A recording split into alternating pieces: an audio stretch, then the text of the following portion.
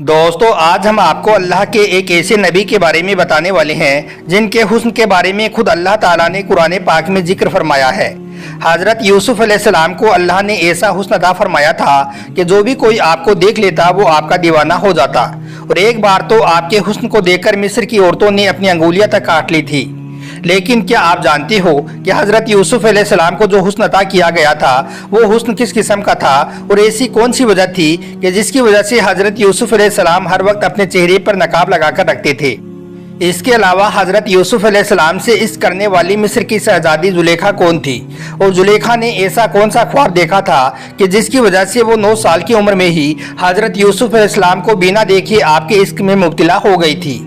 और एक बार जब जुलेखा ने हजरत यूसुफ अलैहिस्सलाम को गुनाह की तरफ माइल किया तो उस वक्त अल्लाह ताला ने किस तरह से हजरत यूसुफ अलैहिस्सलाम की हिफाजत फरमाई और बाद में हजरत यूसुफ और जुलेखा की शादी किस तरह से हुई और जुलेखा बुढ़ापे से वापस जवानी में कैसे आई, इन सब बातों के बारे में आज हम आपको इस वीडियो में बताने वाले हैं। इसलिए आज का यह वीडियो आप सभी के लिए बहुत खास है। आप इसको आखिर तक जरूर देखें और मेहरबानी करके इसे शेयर भी कर दें ताकि और भी लोगों के पास में यह वीडियो पहुंच जाए। तो चलिए दोस्तों शुरू करते हैं।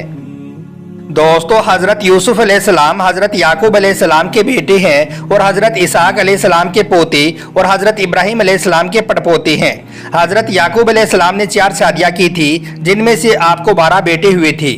6 बेटे आपकी पहली बीवी से पैदा हुए जबकि 2 बेटे बाकी 3 बीवियों से हुए। हजरत यूसुफ अलैहिस्सलाम हजरत याकूब अलैहिस्सलाम की दूसरी शादी में से थे। हजरत यूसुफ की वालिदा का नाम राहिल था। हजरत राहिल के 2 बेटे पैदा हुए, हजरत यूसुफ और हजरत बिन्यामीन अलैहिस्सलाम। हजरत याकूब अलैहिस्सलाम अपने दूसरे बेटों की निस्बत हजरत यूसुफ अलैहिस्सलाम से ज्यादा मोहब्बत किया करते थे। यही वजह थी कि हजरत यूसुफ अलैहिस्सलाम के बाकी के भाई आपसे हसद और बुग़्ज़ रखते थे। हजरत याकूब अलैहिस्सलाम 2 वजहों से हजरत यूसुफ से ज्यादा प्यार करते थे। पहली तो यह है कि जब हजरत यूसुफ अलैहिस्सलाम पैदा हुए तो बचपन से ही आपकी पेशानी मुबारक से नबूवत के आसार नजर आने लगे थे और दूसरी ये थी कि बचपन में ही हजरत यूसुफ की वालिदा का इंतकाल हो गया था। दोस्तों अब बात करते हैं कि हजरत जुलेखा कौन थी और यह किस तरह से हजरत यूसुफ अलैहिस्सलाम के इश्क में मुब्तला हुई थी। राइल औरत जो कि तारीख की किताबों में जुलेखा के नाम से मशहूर हुई, जो तेमुस बादशाह की औलाद में से थी, यह एक इंतहाई खूबसूरत शहजादी थी। हजरत अल्लामा कसीर लिखते हैं कि 9 साल की उम्र में जुलेखा ने हजरत यूसुफ अलैहिस्सलाम को ख्वाब में देखा और वो उसी वक्त आपके दीदार करके आपके हुस्न की दीवानी हो गई थी। इसके बाद जुलेखा ने कई बार हजरत यूसुफ अलैहिस्सलाम को अपने ख्वाब में देखा। जैसे जैसे हजरत यूसुफ को वो अपने ख्वाब में देखती गई वैसे वैसे उसका इश्क बढ़ता गया। एक मर्तबा ऐसा हुआ कि जुलेखा ने अपने ख्वाब में हजरत यूसुफ को अजीज़े मिस्र के रूप में देखा। फिर कुदरत इलाही से ऐसा हुआ कि उसी साल जुलेखा के लिए अजीज़े मिस्र ने रिश्ता भेज दिया। यह देखकर जुलेखा ने अजीज़े मिस्र के रिश्ते को फौरन ही कबूल कर लिया क्योंकि जुलेखा तो हजरत यूसुफ को अजीज़े मिस्र के रूप में देख चुकी थी और वो तो पहले ही आपके हुस्न की दीवानी हो चुकी थी। लेकिन यह रिश्ता तो हकीकी अजीज़े मिस्र की तरफ से था, इसलिए फिर जुलेखा और अजीज़े मिस्र की शादी हो गई। शादी की पहली रात ही जुलेखा को यह पता चल गया था कि यह लड़का तो वो नहीं है जो मेरे ख्वाब में आता है और जिसके हुस्न की मैं दीवानी हूँ, बल्कि यह तो कोई और है। लेकिन अब वो कर भी क्या सकती थी, इसलिए फिर वक्त यूं ही गुजरता चला गया। और इधर हजरत यूसुफ के भाइयों ने हजरत यूसुफ को चंद सिक्कों के बदले में बेच दिया था और इस तरह से फिर हजरत यूसुफ बिकते बिकते मिस्र के बाजारों में आ गई। फिर जब हजरत यूसुफ मिस्र के बाजार में तशरीफ लाई तो पूरे मिस्र में यह बात फैल गई कि मिस्र के अंदर एक ऐसा गुलाम बिकने के लिए आया है जो बहुत ही ज्यादा खूबसूरत है और जिसके हुस्न जमाल का कोई भी मुकाबला नहीं कर सकता है। यह सुनकर मिस्र के लोग हजरत यूसुफ के हुस्न को देखने के लिए मिस्र के बाजार में जमा हो गई और हर किसी की यही ख्वाहिश थी कि वो हजरत यूसुफ को खरीद ले। इधर जुलेखा के सोहर अजीज़े मिस्र को जब इस बात की खबर मिली तो अजीज़े मिस्र ने हजरत यूसुफ के बराबर सोना देकर आपको खरीद लिया और इस तरह से फिर अजीज़े मिस्र हजरत यूसुफ को अपने महल में ले आई। हजरत यूसुफ अलैहिस्सलाम वैसे तो बचपन से ही हुस्न में बाकमाल थे, लेकिन आपने जब अपनी जवानी की दहलीज में कदम रखा तो आपका हुस्न अपने अरूज पर आ गया था। और इधर जुलेखा तो बचपन से ही हजरत यूसुफ को अपने ख्वाब में देखती आ रही थी, इसलिए फिर जब उसने हजरत यूसुफ को अपने सामने देखा तो वो आप पर फिदा हो गई और आपके साथ में वो अपनी ख्वाहिश पूरी करनी चाहिए। इसलिए जुलेखा हजरत यूसुफ को अपने महल के कमरों में बंद करके गुनाह की दावत देने लगी। यह देखकर हजरत यूसुफ ने इरशाद फरमाया कि अल्लाह से डरो, बेशक अल्लाह देख रहा है। लेकिन जुलेखा अपनी ख्वाहिश पूरा करने से बाज नहीं आई। एक रोज जुलेखा हजरत यूसुफ को अपने महल के कमरों में बंद करके अपनी ख्वाहिश पूरी करनी चाहिए, तो यह देखकर हजरत यूसुफ दरवाजे की तरफ भागी और वो दरवाजे अल्लाह के हुक्म से खुलते चले गई।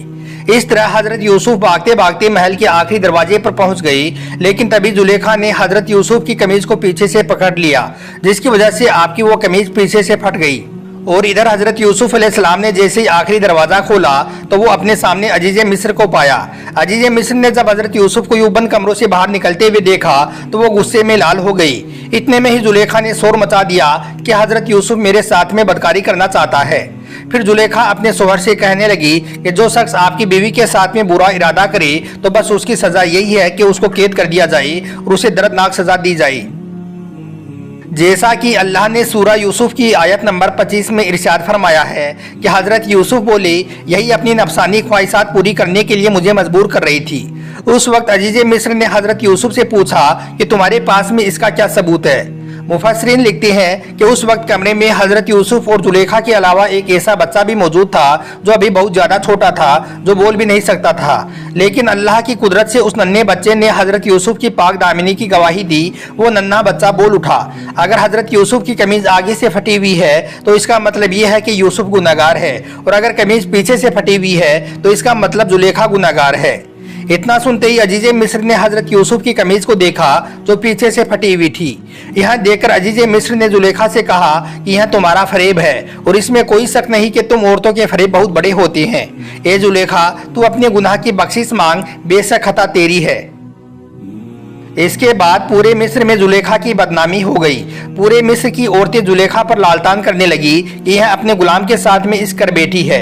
हर तरफ मिस्र की औरतों में यह चर्चा होनी शुरू हो गई कि अजीज मिस्र की बीवी अपने गुलाम को चाहने लगी है और वो उसकी मोहब्बत में गिरफ्तार हो गई है। जब जुलेखा ने देखा कि पूरे मिस्र के अंदर मुझ पर लालतान हो रही है, तमाम औरतें मुझे गलत समझ रही हैं, तो यह देखकर जुलेखा ने मिस्र की तमाम औरतों को हजरत यूसुफ का हुस्न दिखाने का इरादा कर लिया, ताकि उनको भी पता चल जाए कि हजरत यूसुफ कितने हसीन और खूबसूरत हैं और जुलेखा किस वजह से उन पर फिदा हुई है। इसलिए फिर एक दिन जुलेखा ने मिस्र के तमाम बड़े बड़े घर की औरतों को अपने महल में दावत पर बुला लिया और उन सबको फल काटने के लिए दे दिए। इसके बाद जुलेखा ने हजरत यूसुफ को उन औरतों के सामने से गुजरने को कह दिया। अब इधर मिस्र की औरतें छुरियों से फलों को काट रही हैं और उधर हजरत यूसुफ उनके सामने जलवा अफरोज हो गई। बस फिर क्या था, हजरत यूसुफ की खूबसूरती को देखकर वो औरतें मदहोश हो गई और फिर उन्होंने फलों की जगह पर अपनी अपनी अंगुलियां काट डाली। फिर जब हजरत यूसुफ वहां से चले गई तो मिस्र की औरतों ने देखा कि उनकी अंगुलियां कटी हुई हैं। यह देखकर फिर जुलेखा कहने लगी कि यही तो वो गुलाम है जिसके बारे में तुम मुझ पर लालतान करती हो, मुझ पर लालछन लगा रही हो। फिर जुलेखा ने कहा कि मैंने हर तरीके से अपना मतलब पूरा करने की कोशिश की है, लेकिन इसने अपने आप को रोक लिया और अब अगर यह मेरी ख्वाहिश को पूरा नहीं करेगा तो मैं इसे कैद खाने में डलवा दूंगी। फिर जुलेखा ने हजरत यूसुफ को कैद करवाने के लिए यह चाल चली कि फिर वो अपने शोहर के पास गई और उससे कहने लगी कि पूरे मिस्र में मुझ पर लालतान हो रही है, लोग मुझ पर बुरा इल्जाम लगा रहे हैं, इसलिए यूसुफ पर बदकारी का इल्जाम लगाकर कैद खाने में डाल दिया जाए, ताकि मिस्र के लोग समझने लगे कि इस गुलाम का कसूर है और इस तरह से मेरी इज्जत बच जाए। इसके लिए जुलेखा अपने स्वर से मिन्नतें करने लगी। आखिर में अजीज मिस्र हजरत यूसुफ के पास गया और कहने लगा कि मेरी बीवी की इज्जत पूरे मिस्र में दांव पर लगी है, अब तुम्हें कैद में डालना मेरी मजबूरी है।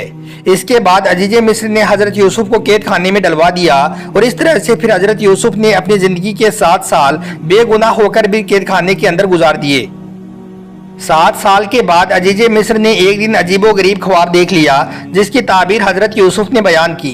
इस ख्वाब की ताबीर बताने के बाद हजरत यूसुफ को कैद खाने से रिहाई मिल गई। फिर कुदरती इलाही से ऐसा हुआ कि अजीज मिस्र हजरत यूसुफ पर ईमान ले आई और फिर अपनी वफात से पहले ही अपनी हुकूमत हजरत यूसुफ के हवाले कर दी। इस तरह से अब रयान बिन वलीद की जगह हजरत यूसुफ अलैहिस्सलाम अजीज मिस्र बन गई। फिर वक्त यूं ही गुजरता चला गया। अजीज मिस्र की वफात के बाद जुलेखा तंगदस्त और मोहताज हो चुकी थी। उस पर बुढ़ापा गालिब आ चुका था और उसकी आंखों की बिनाई भी जा चुकी थी। जुलेखा की इस बेबसी को देखकर किसी ने जुलेखा को यह मशवरा दिया कि आप अपनी बेबसी हजरत यूसुफ अलैहिस्सलाम की बारगाह में पेश करें, जो कि इस वक्त के बादशाह है। हो सकता है कि आप पर वो रहम फरमा दें और आपकी वो कोई मदद कर दें। तो यह सुनकर फिर जुलेखा एक ऐसे टीले पर जाकर बैठ गई जहां से हजरत यूसुफ अलैहिस्सलाम गुजरा करते थे। वो वहां पर बैठकर हजरत यूसुफ का इंतजार करने लगी। इधर हजरत यूसुफ जब अपनी कौम के तकरीबन 1 लाख मौजूद लोगों के साथ में वहां से गुजरने लगे तो जुलेखा ने हजरत यूसुफ की खुशबू को महसूस कर लिया और फिर खड़ी होकर हजरत यूसुफ को आवाज दी और कहने लगी कि पाकी है उस जात के लिए जिसने एक गुनाह के सबब बादशाह को गुलाम और एक इताअत के बदले गुलाम को बादशाह बना दिया। उस वक्त जुलेखा बहुत बूढ़ी हो चुकी थी, इसलिए हजरत यूसुफ पहचान नहीं पाई। पूछने लगे कि आप कौन हो? तो जुलेखा ने जवाब दिया कि मैं वही हूँ जो आपकी खिदमत किया करती थी, आपके बालों में अपने हाथों से कंघी किया करती थी और आपके रहने की जगह को खुद साफ किया करती थी।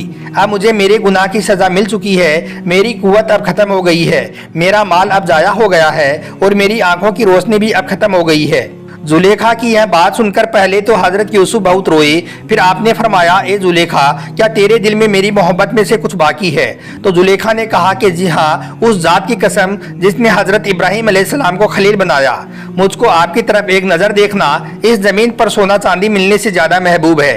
इसके बाद हजरत यूसुफ अलैहिस्सलाम ने अल्लाह के हुक्म से जुलेखा की तरफ निकाह का पैगाम भेजा कि अगर आप रजामंद हो तो मैं आपके साथ में निकाह करना चाहता हूँ।